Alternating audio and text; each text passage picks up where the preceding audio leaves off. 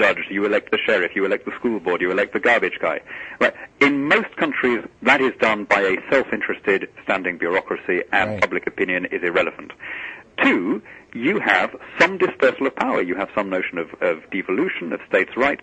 You know, you have this old Jeffersonian ideal that you shouldn't concentrate power. Now, that is, you know, decisions that you would make at a town hall meeting in most of Europe are made at a national level and then imposed on tens of millions of people uniformly. Yet, so when we make a mistake, we make it big time. Yet, no matter who is president, whether it's George W. Bush or Barack H. Obama, we seem to be finding the ideas that the central government can control everything. I mean, you went through the litany as we started, and I need not do it again. But under this supposed conservative Republican from Texas, of all places, the debt was greater than all of his predecessors combined. The federal government took over prescription drugs for seniors. The federal government took over education. The federal government paid for a war of dubious morality, profoundly dubious morality and lawfulness on a credit card.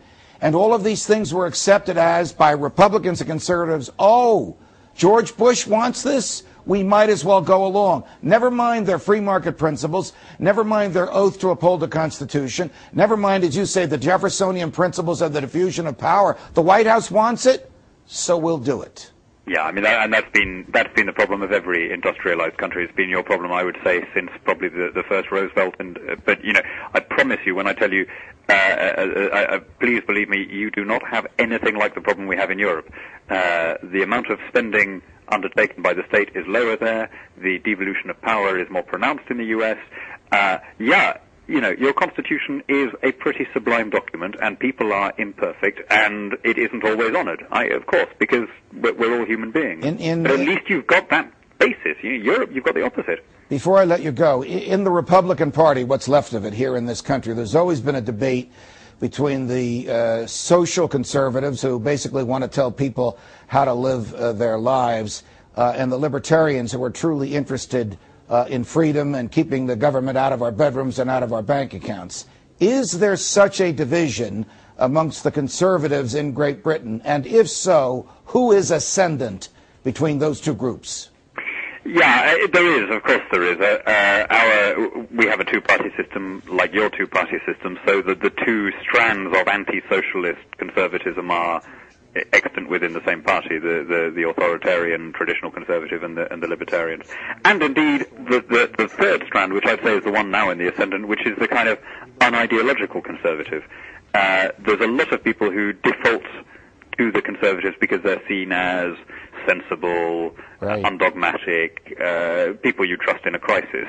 I'd say David Cameron, in a good way, is those things. He isn't a great ideologue. He doesn't have a lot of time for theories. But he's basically in politics for good reasons. He isn't there, as so many politicians are, because they want to show off. You know, he's comfortable in his skin, and he's got a genuine sense of service. Daniel Hannan, it is such a pleasure to have you with us. I hope you'll come back and join us again. You have millions of fans in this country, and many of them have just finished listening to you. Thanks so much for joining us. Thanks for having me on, Judge.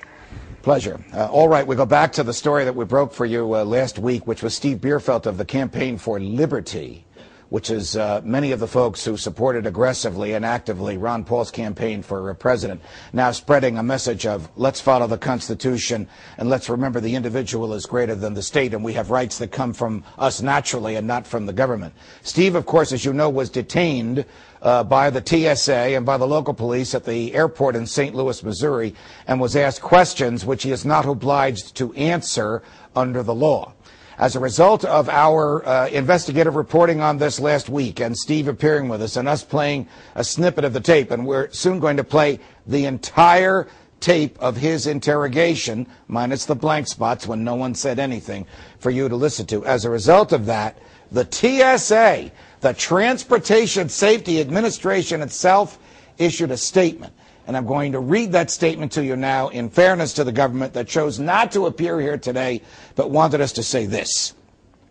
At approximately 6:50 p.m. on March 29, 2009, a metal box alarmed the X-ray machine at Lambert St. Louis International Airport, triggering the need for additional screening. Because the box contained a number of items, including a large amount of cash, all of which needed to be removed to be properly screened, It was deemed more appropriate to continue the screening process in a private area. A Transportation Security Administration employee and members of the St. Louis Airport Police Department can be heard on the audio recording. The tone and language used by the TSA employee was inappropriate.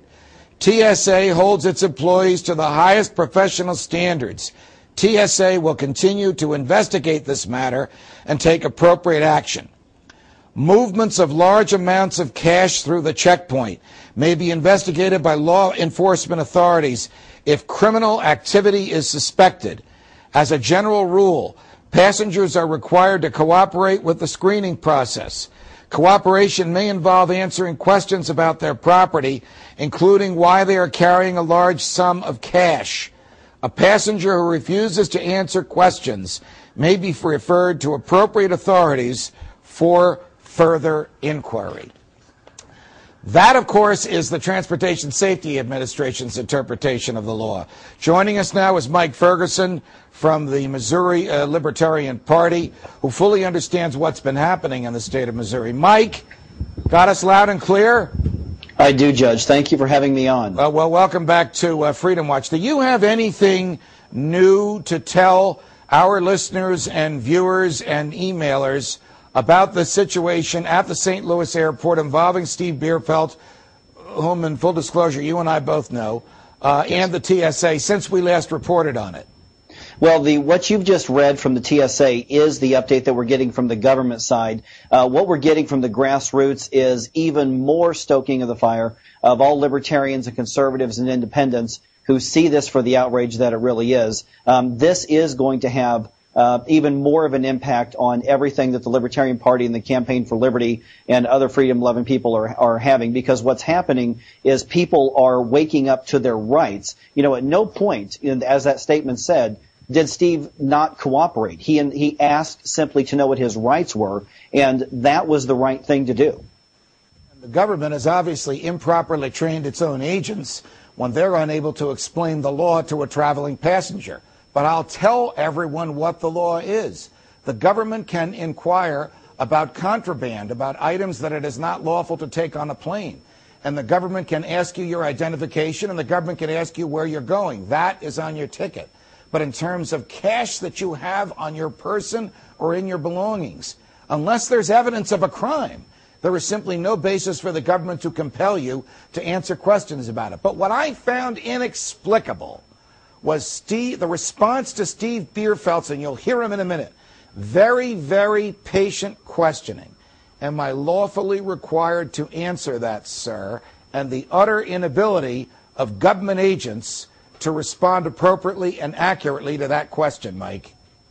Yeah, that's the exact same response that I've got to it as well. You know, just a few minutes ago when you were talking to Mr. Hannan, you mentioned, government lawyers who are looking for ways to argue around the Constitution and argue around the safeguards that we have as people. You know, what I see in the TSA and what I see with the MIAC situation here, in the state of Missouri is the exact same thing, that we've got, not just federal law enforcement, but we've got other agencies that are looking to go around, over, or under our Constitution, except this time they're not arguing in court. They're basically trying to bully us to get past the Constitution. 30-second, if you would, take 45 if you want, summary of what that is, how it came about, and what it did. The MIAC situation is, for those who don't know, is a report that was created by a fusion center of multiple law enforcement agencies that wanted to profile. Okay, we're just included libertarians, Ron Paul supporters, pro-life voters, anti-illegal immigration voters, people who may or may not agree on a number of issues. But what's happened is that's been exposed, and I'm happy to report that we're having some movement. The director of Highway Patrol has been removed from his duties. Rumors are that more people are going to be fired. What's happening right now is that we found out today the Speaker of the House has authorized a hearing into how that MIAC report and how our civil liberties were violated to take place, with the goal of oversight being written so that this doesn't happen again in the state of Missouri. And those of us in the Missouri Libertarian Party are glad to be leading the effort and to get cooperation from several truly constitutional-minded folks in the legislature. So we are making progress. We lost just a little bit